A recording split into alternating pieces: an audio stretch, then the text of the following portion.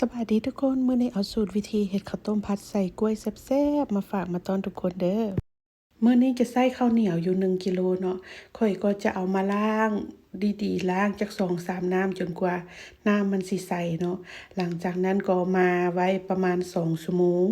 ในขณะที่รอท่าข้าวได้ที่เนาะข้อยก็จะเอาใบตองไปตากแดดแล้วก็เอามาเช็ดทำความสะอาดจะจีกใบตองให้ความกว้างประมาณคืบหนึ่งหรือคืบปลายหน่อยหนึ่งเนาะ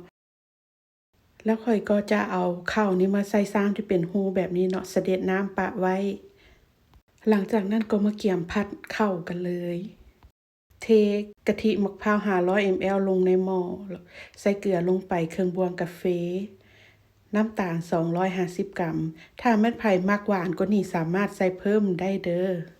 หลังจากนั้นก็คนจนกว่าน้ำตาลมันสิละลายดีเนาะ ในเมื่อเห็นว่าน้ำตาลละลายหมดแล้วก็นำข้าวเหนียวนี้เทลงไปหมดเลย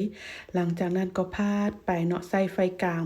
พาดต่อไปจนกว่ากะทิมันสิแห้งหมดพู้นเด้อแล้วก็เม็ดข้าวนี่ก็จะสุกประมาณ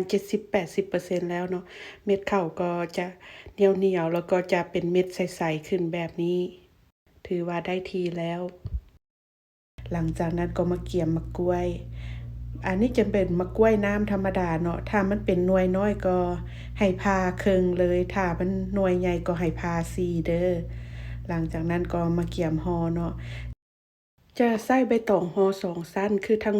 นอกนี้จะเอาหงายขึ้น แล้วก็ทางในนี่จะน้อยลงมาแน่เนาะ แล้วก็เอาหงายลงแบบนี้ หลังจากนั้นก็ตักข้าวลงไปประมาณ1บวงแกง แล้วก็ใส่มะกล้วยลงไป หลังจากนั้นก็จับกีบข้างเข้ามาหากันเนาะ แล้วก็ค่อยๆพับลงเทื่อละหน่อยแบบนี้ พับจนกว่ามันสิแน่นเนาะ หลังจากนั้นก็พับกีบหัวลงมาแบบนี้ แล้วก็พับกีบท้ายลงมา วิธีห่อก็ห่อบ่ยากปานใดเนาะ